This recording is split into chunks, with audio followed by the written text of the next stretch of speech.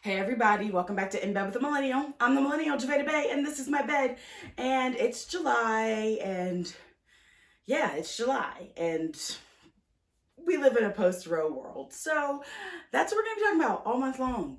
Um, Moving forward in this current political state, reproductive rights state, all that jazz. That's what we're focusing on. So let's get into that. And today I want to talk about medications that you might want to know more information about in a post-Roe world. Mind you, this is going to be very round away language for the sake of social media and everything in terms of this stuff not being taken down and being inaccessible to people. So just bear with me. I would much rather be very direct in the words that I use, but I can't, and I hate that.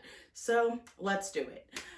So if you were not aware, the Supreme Court overturned Roe v. Wade, which protected access to safe ways to terminate,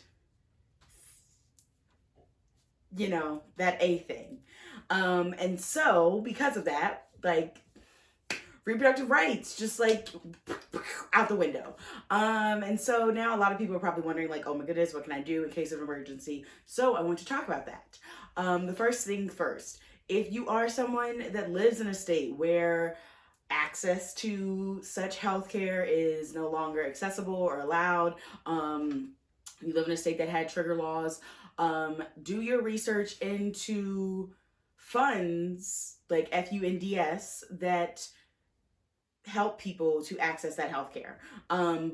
Which is also like a catch-22 because be careful of Googling the word ABOR, so be mindful of that. But if you were looking for information, that is where you should turn to. The organizations and grassroots movements that have been operating for years and years and years in these states to provide access to this form of healthcare. Turn to them. I know a lot of people have been posting oh, I'm going to help people out. If you need to do X, Y, and Z, hit me up. I'm going to advise against that because as much as we all may have well intentions, not everyone knows what to do. But you know who knows what to do? The people that have been doing it for a long time. So look out for those organizations and movements because they have been doing this work. They know what you should be doing and how to do it safely. And to minimize your risk, whether that's legally or physically, whatever it may be. So look out for that. There's a bunch that you can follow on Instagram, and I'm going to put them in the comments so you can check them out without having to search that word. I'm just going to put their handles. And then another thing to know about is medication that you can get yourself. That is before, so if you happen to engage in sexual activity that could result in pregnancy, and you were like, I know for a fact that I don't want that, there's medication that you can get going to your local grocery store, drugstore, or even Planned Parenthood. You can purchase it from them. There are two very popular types. You have Plan B and Ella. It is important to note, though, that both of those medications have weight limits. If you exceed the weight, they say that it will not work for you. And it's not encouraged to take two to match that. So just be mindful. And if you're curious of what that weight limit is, I believe it is 145 for Plan B and 195 for Ella. So if you happen to be a person over 200 pounds, guess where that leaves you? Kind of SOL, which that's a whole other conversation that we will get into at another time. So be mindful of that. And I've also seen a lot of people on the internet saying oh, you can buy a bunch of them online, just get them off the internet.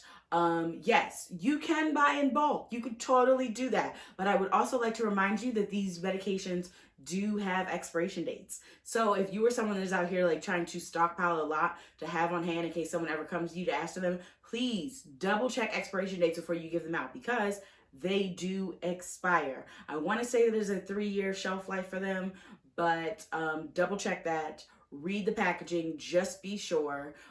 Pay attention to that weight limit. Also know that some places do have caps on how many you can purchase. I've heard that Planned Parenthood would not let you purchase more than 3 from them. I am unsure if like grocery stores or pharmacies and all that jazz have restrictions, but they probably do, because just like when the pandemic hit, Costco was like, you can only get 2 cases of water. They're probably trying to make sure that enough people can have access to it. So in that sense, like, please be mindful of how many you're purchasing. And I get it, like, we all want to like try and help others and do our part. But if you're stockpiling a lot, like someone who's like, oh wait, I know I need one, I only have money to get one, like should be able to purchase it from the store if that's something they can and want to do. So if you're stockpiling them with like no intention of using them, no real connections to people that would be reaching out to get them, maybe don't do that. But definitely have conversations, like talk to your friends, the people in your community, like come up with plans, like how you all want to work together, for the people that you know, not like complete strangers, but like how y'all are going to band together and like stay in the know. Which leads me to another point. So a lot of folks who menstruate, have uteruses and things of that nature, use apps to track it, to like better understand like, oh, when I could potentially get pregnant if I'm not trying to. And a lot of people on the internet have also said, don't use them. If you're using them, use a bunch and plug in information in all of them, yada, yada, yada. I have to do more research into this and like all of that jazz. But I will say, if you are someone that uses them and wants to move off of them, in the next coming weeks, I will be doing a video on how to transition to the old school way of tracking your cycle, to better educate.